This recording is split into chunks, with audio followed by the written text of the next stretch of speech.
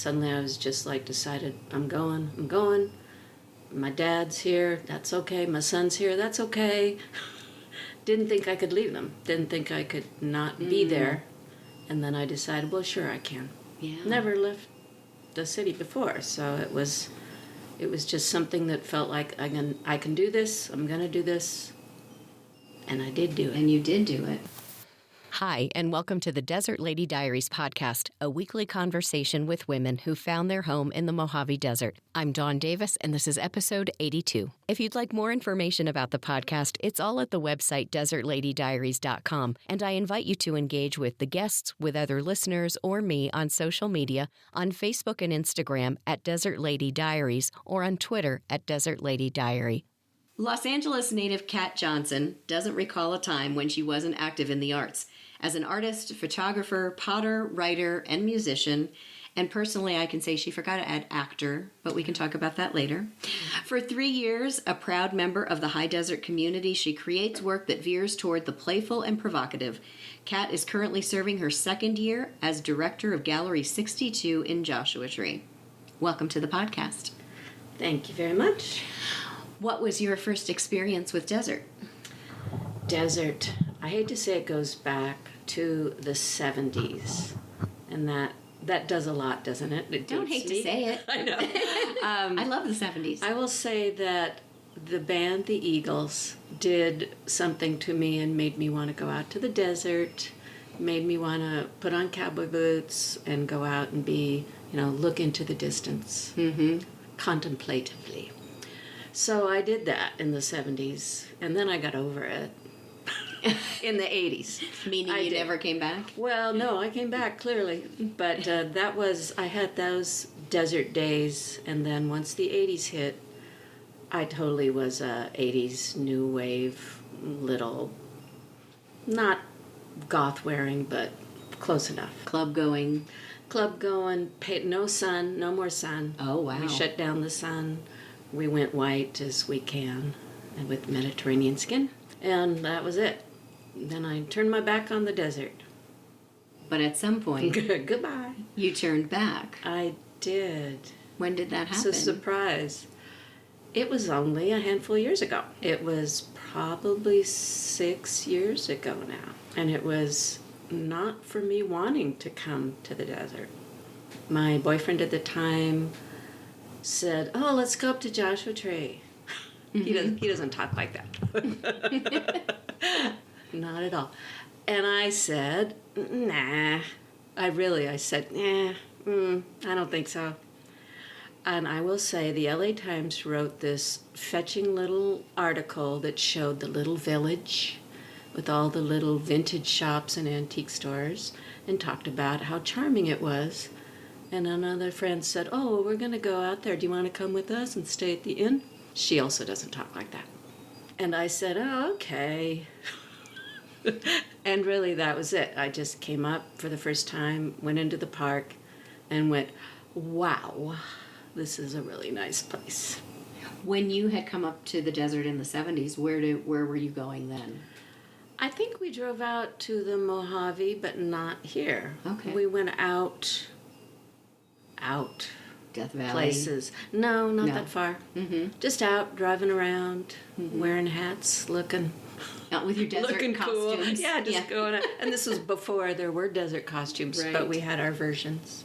So you come up for a visit with your friends. You stay at the inn. You go into the park. Where did it go from there? Were there more visits? Did something strike you like lightning, and you said something's changed, and in either me or here, and I need to be here? Yes. All of the above. Everything you said. We did just keep coming. In fact, my boyfriend, and I won't make him talk weird this time, he'd say, "Well, let's go somewhere else." And I'd say, "Nah, let's go back to Joshua Tree." So I think for a couple of years, we came here a few times a year, and I kept saying, "Well, let's go to Joshua Tree." And one major turning point was we rented a house up close to the park that has, it's the best Airbnb. Has neon signs, old lawn chairs, a bottle house, playground equipment, all this cool stuff, all outside. and it's sitting amongst the boulders, and I had my first experience sitting with rabbits coming to eat, quail coming to eat, kangaroo rats jumping around, and I was enchanted. I mean, I really was totally just like, this is the most beautiful. I mean, we turned the neon signs on at night, and it was a magical, magical place. So that really got me, like the animals. I want those. And then the other thing was I met a couple. One of the times we came, we met a couple from the city who were looking for a house and going around and looking at houses. And they told me how much houses cost. And that was a light bulb. That was like, really? Really? 100,000? They paid 85, I believe. And that was for 2 lots. That was a house and a lot next door. And things were popping. The synapses were firing left and right. My boyfriend, whose voice will no longer need to be heard, could not really commit any further back in LA. And, oh boy, I hope he listens to this. And my rent was high. I had not been working that much, so nothing was really solid there anymore. And then all of this was happening up here in my head, and I just decided to pick up the phone and ask about a house. And then I was on the train, left the station, never got off it, didn't even question it for a second. So how much time took place between that first visit when you came up with that couple and then the subsequent visits? What was the time span until you made the decision? I think that was 2 years. I think there was 2 years of visiting, and like I said, a few times a year, because I suddenly just got well into it. And then suddenly I was just like decided, I'm going. My dad's here, that's okay. My son's here, that's okay. Didn't think I could leave them. Didn't think I could not be there.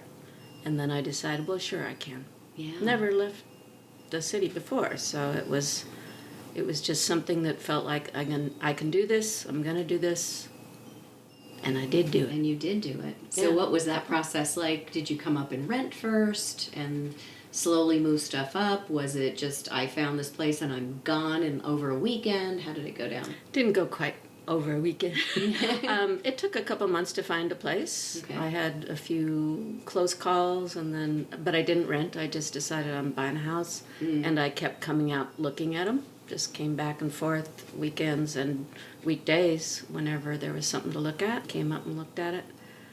And just got one, and then moved as soon as I could without harassing myself, but just packed up the house and came out. Once you're here, how did you start getting yourself meeting people and getting involved in the community? Well, one of them you're well aware of, I will tell you. The theater, the Performing Arts Center, was a place because I had ushered before. Okay. A very noble calling. I thought, well, I could do that here at the nice playhouse. I'd actually come to plays before when we had visited, and was really impressed with the quality of the plays there. I probably saw you, but I didn't know it. I think you were here before me. Oh, that could be.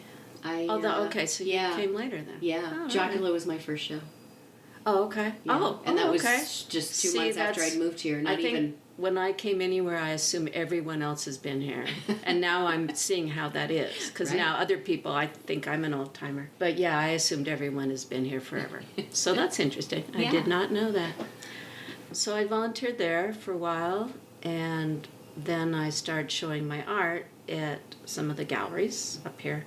So I started to meet people in both of those ways and started to get into the arts community in every way.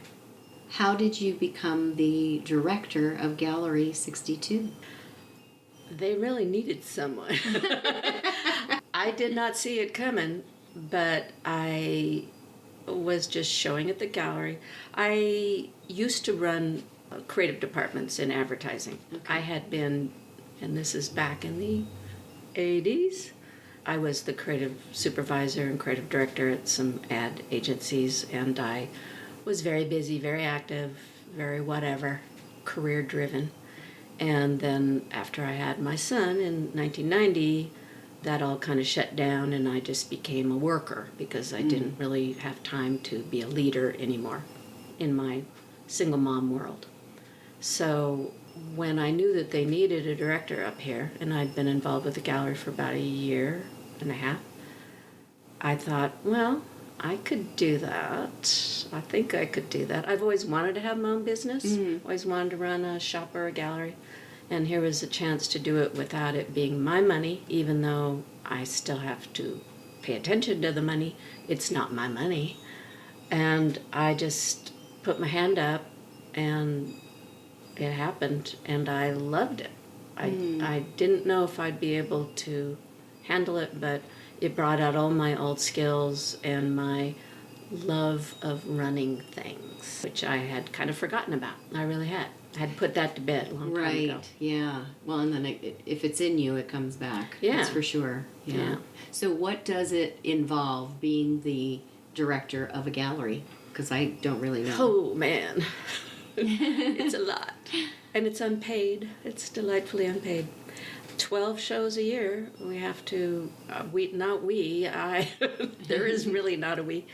I have to come up with 12 shows a year, get artists together, find curators occasionally, but mostly just put together shows and find artists of some complementary nature, do the press releases and posters for all those shows. Do you do the social? Wrangle, social media for everything. Wrangle all the artists, get all the information, all the money, all the paperwork, all the things they have to do, cater to their needs as much as we can. There's tons to do, I will say. Okay. And just when you've got one show up and running, well, I'm already booked through next January. Wow. So, and that's me. Okay. Yeah. I need to have things figured out, planned out. Sure. So there's just always a lot of forward planning going on, and looking at the next show and getting the information to people for 2 months from now, committing people down the road. Right. So there's a nonstop cycle of work. So work. do you sit down and kind of look at maybe a quarterly calendar and say, okay, so now we're in March. Are you already looking at well, you said you're already booked for a year. So for example, I kind if of we booked were the whole year. Yeah. If we were in March right now, would you be already looking at, say, July, August, and September? Or you're... That's already done. Wow. Right. I mean, in the general sense. Yeah. Yeah, I have to. The only thing right now I don't have booked is August, because nobody wants August. August is like the poor little orphan month where It is. either it's like, oh, I don't think we'll be here, or, oh, no, I don't want to do August. But I'm gonna try to get one together. Has it ever been that second Saturdays didn't happen in August? I feel like... We've always been open, but some of the other galleries aren't. Gotcha. So I think it could be that they become a less festive entity in August, perhaps. Right, yeah, just because we've got no tourists typically. It's tough because we need to stay open to make money because the rent continues to be the rent. Right. And we really do. We don't have income. We basically self-generate our own income and pay for ourselves. So that's my task, is to try to get as much work in and sales to pay our rent. So each that's month. essentially what it is. You get artists for a particular show, they hang their work, and then the gallery gets a percentage of whatever the work sells for. Right. And there's a pay-for-play thing, like almost every gallery has. There's a fee for showing. Okay. Like the Beatnik, I think, charges $10 or $15 when they put their stuff, when people bring stuff in there. Or 25. Okay. Yeah. Gotcha. Yeah, pretty much everybody does, unless they take 50%, in which case they don't, which I believe there's some that do that. How do you find the artists? I mean, now you come up with, I guess, a theme, right, for that particular show. And then how do you either choose, or do you go outside of the Morongo Basin and find artists to come in? How does that typically work? That was just discussed recently at our board meeting. We're trying not to go outside because we are the Morongo Basin Cultural Arts Council, or MEBCAC, as I like to call it. So how does that, is it part of the gallery? Or? That's the organization of which the gallery is one entity. Art tours Okay. is the big one. the big brother. Right. We're the little sister. Okay. So yeah, since it's called Morongo Basin, we keep fighting with, well, who do we let in, who do we not let in? There's differing opinions, but we feel like our mission is to support and represent our people up here in the Right. basin. And there's plenty of people. So basically anyone who's a member of MEBCAC, I just enjoy saying that. I can tell. Because no one else does but me. You could call it MBAC. Well, if there wasn't that extra C in there, as it turns out. If you're a member, you're allowed to show. And so we basically have people who come to us and say, hey, I'd like to show. And then I will go after people and say, hey, would you like to show? And then is it required that they become a member? Yeah. Okay, yeah. Or I find members, people that I know. Right. But it's kind of organic. There's not like a one way that it happens. It happens however. I might just decide, we're going to have a photography show. Last January we had that. And so then I start scouring for photographers and try to get a mix of people. If somebody's curating, then they have an idea of what they want to do. The show right now in March is one that I am personally in. I put myself in. Right. It's called Off Trail, and that's kind of some of the more oddball people, which is not hard to find. No, Those weren't hard to gather. I had to find people I liked.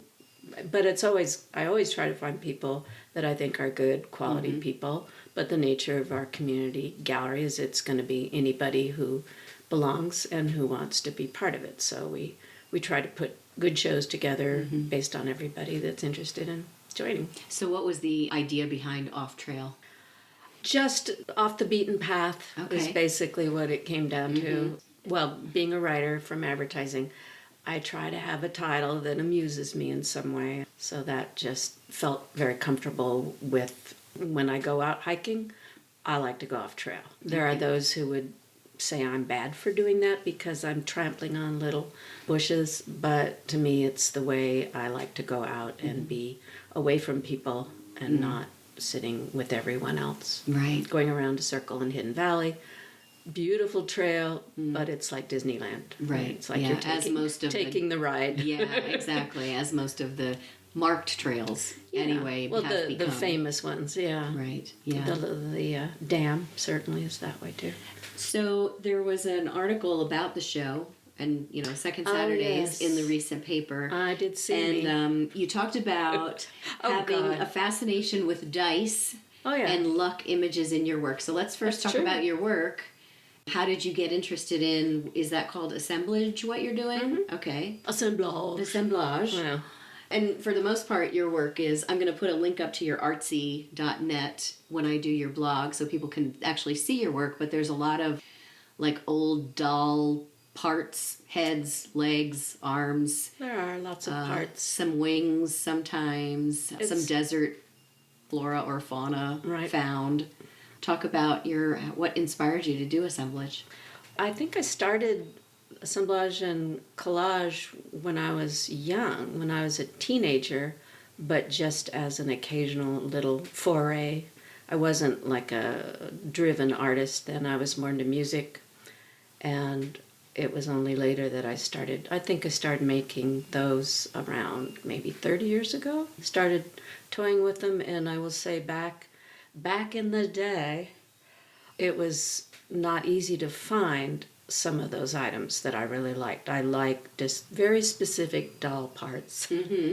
They have to be old, like probably before mid-century, being the 1900s we're talking Right. about, and distressed in a way that pleaseth mine eye, a haunted-looking sort of creature that many people say, oh, that's scary, and oh, that's what's wrong with you. To me, and I spoke with someone actually at Second Saturday who totally understood what I was talking about, that I consider them lovely little creatures. They're perhaps a little sad and wistful in their distress, but I think that's why I like them, is I like to have them and show them and appreciate them. They're not pretty, perhaps you could say, but they're not ugly and horrifying either. Well, and sometimes I find myself, when I've gone to some of the shows and I've seen your work there, I think about where that What's wrong doll with that girl? was. No. Who had that doll? Right. What happened to it? How did it end up like this? Well, that's good. Do you That's know what I nice mean? to think. Yeah, that's, well, and some of them were from the 1800s. I mean, they do go back. So, and you know, they were in many hands of many people and probably cared for, and then they just got old and very worn out, and then were just left, you know, in somebody's attic trunk, most likely. They were just around for ages. And where do you find the pieces? Well, then? that's what was strange. When I started, well, it's not strange, but it's interesting perhaps. When I started, you would find, I would say I'd find 2 a year. And that was in LA, going to swap meets, and they're wonderful swap meets. But I might find a couple of those a year if I was lucky. So I literally had a few of those, and then they built up over the years to maybe in the teens, maybe. And I typically just have them displayed as art. Then eBay happened, and I will say it opened up floodgates in a way that was fabulous and distressing.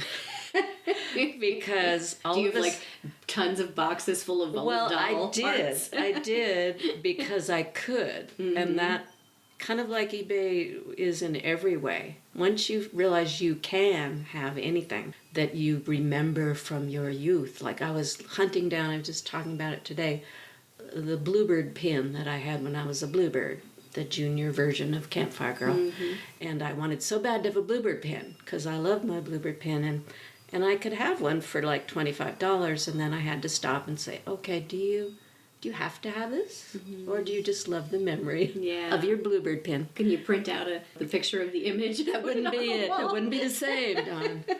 No, but I overdid with doll parts. Okay. And they would be sold in lots sometime, and there'd be like 15, 20 of them. Wow. And I might like 3 of them, and the rest were like, eh. But I would then have the 3 and then put the rest aside. Yeah. So what happened is I overdid, and then I sold a bunch of them off, which then later I thought, oh darn. Because when I started doing more and more artwork, I really could have used those. Yeah. So I really did. I yard saled them, all of these parts. I remember having a bag of parts, and I was talking someone into buying them for $5 for Halloween. Surely you want these. And now I'd kill to have those back. So I guess if I need more, I can find more on eBay. Yeah. But I fought people for them. It's my phone. It is your. Whoops. Hopefully it'll It's a shut up lovely soon. song, though. It's a nice song. Do you know that song? I don't. It's a good song. Okay. So, yes, the doll parts were an interesting aspect. But what happened when I moved up here, and I had lots of things from childhood that I just held on to. So I just kind of was a keeper of both collage materials, paper ephemera, and then little gigas and toys of my own, and then toys I would pick up, little old things.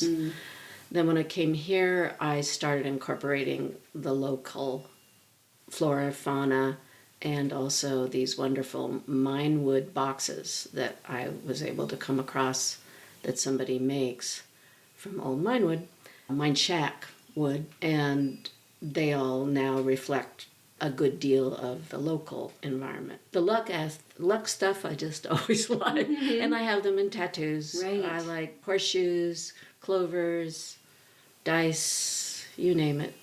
The number 13. I try to have them all over me. And How many in my tattoos do you pieces. have? I don't know how to count them. Oh, okay. You know, it's like at a certain point they don't necessarily More than separate 5? out.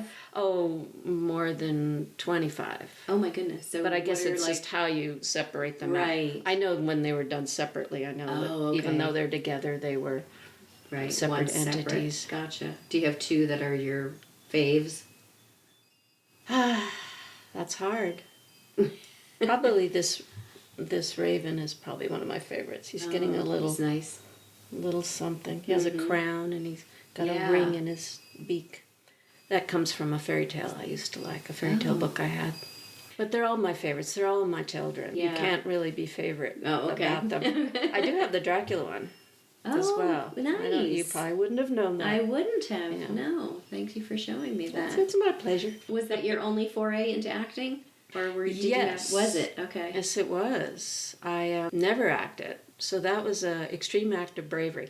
I sang and I performed, so being on stage doesn't bother me. But the idea of talking bothered me, and that's why the roles of Brides of Dracula were made. I mean, I love horror, and I didn't want to talk, and here was the perfect role. Yeah, it was for mostly me. like a lot of groaning and Screaming, screaming. gnashing of teeth, Right. blood flying into our faces on a nightly basis. The hardest thing was jumping up and down from the ground, which you've experienced, and I don't know about you, but it is not easy for me to jump down and jump up like the youngsters Exactly. do.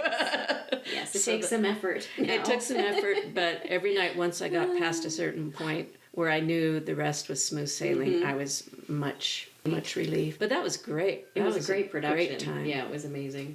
Yeah, I loved it. You've been here, 6 years, you say? No, 3. Oh, 3, Moved okay. 3 years ago. Okay, so Almost we did come exactly. about the same time then. It was 2016 August for me. It was exactly 3 months ago last week, so whatever that makes it. Yeah, And okay. I know it was 3 years, so. Right. Whatever year that was. 2016, I think. 18, 19. 16, 17, 18, 19. Yeah. We can still add. Yeah. So since coming here, what are some ways that you've grown or changed? Well, I think the taking over the gallery was really a major turning point because I did remember what it was like to run things. And it's going to be difficult giving that up because it's kind of like when you retire and then you go, oh, what am I going to do? I've been so busy and so intensely into that for these 2 years that being a planner, I'm already looking at next year and starting to book some things into next year so I have something that I know I'll be doing. But Working toward. it really did remind me how much I like to get out there and deal with stuff. I always thought I'd be a really good producer in the entertainment world, but never really went And that way. In a sense, you are producing. You're producing an art show. Well, I for sure So, am. Yeah, it is definitely 100% being a producer. And I think the entertainment world would have eaten me up and spit me out long ago. But I still felt like that was a job I think the could have done. demands. I feel like the demands are so much heavier in that industry than For perhaps sure. this. Yeah, and here in the small town, you can definitely, it's a lower hassle level on every and there's I guess way. it's easier access. You actually know the people, you know, Right. that you're bringing in that are doing the work. You know the people that are the board of the gallery. You know, Right. it's a smaller scale. Well, and that's suppose. something that was really a remarkable change is coming into a small pond. I mean, in LA, nobody really cares who you are. I mean, really. Yeah. You do whatever you do and you go about your business and everybody does. Right. But being here, it was really illuminating to see how in a small town you suddenly know almost everybody, not everybody, but you see so many people you know Right. any time of any day. You have access to anything and everybody. There is really nothing here that's above you. Right. That one of my early experiences that was calling, I believe, the water company, which in LA, if you did that, you'd go through about 20 different automated things. You would never talk to a person. No. But here, I called and it was the head guy. Right. And he answered my question. And he said, well, is there anything else I can help you with? And I said, no, but gosh, I wish there was, because this is just remarkable that I called and I talked to the guy that runs the water department. So that is a big thing, is to feel like you actually, you have visibility here Well, in they're a way your that, neighbors, and they end up being your friends. Yeah. Do you know what I'm saying? Yeah.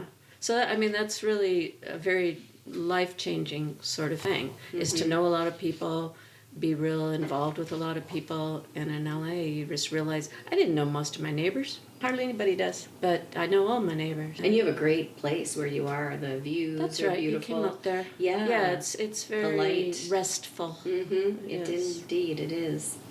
Well, I am very grateful to have you here today. Thank you so much for coming. Of course. But before you get away, I'm going to have you pick 4 random numbers The royal we. between 1 and 50. Ooh. It's a lot of numbers. It's a lot of numbers. And these will be for my Diary Unlocked patrons who are so generous to subscribe monthly to enjoy the exclusive conversation that will happen when this portion of the podcast ends. And if anyone would like to be a supporter, you can go to desertladydiaries.com, click on the support page, and you can either be a Patreon supporter or you can donate through PayPal using your debit or credit card. There are options. But if you do so through Patreon, you will have access to Diary Unlocked, which is our special conversation after the regular conversation has happened. So, your numbers, please. Cool. Well, I'll start with my lucky numbers. I'm hearing 13 somewhere. No, actually, Oh, no. oddly, no. I like 13. 3 and 9. And then let's go with 33 and 39. And 39. How's that go? Sounds great. Yeah, I like threes. Those are... This is a very popular. People like the number 3. What's your favorite driving music on a road trip? Oh. What keeps you up at night? What's your most memorable birthday? And finish this sentence. The world would be a better place if you would like to hear Kat's answers to those 4 questions. Which will be the answer. Go over to Patreon, sign up to be a supporter, and you will have access to Diary Unlocked. Thanks again so much. Thank you. We heard Kat talk about her early inspiration to come to the desert being the music of the Eagles. So if you're listening to this podcast and you live in the desert, what inspired you to come to the desert? Or if you grew up here, what inspires you to stay? Post your inspiration up in the Facebook group or send it to me in an email to desertladydiaries@gmail.com so I can share it on the next episode.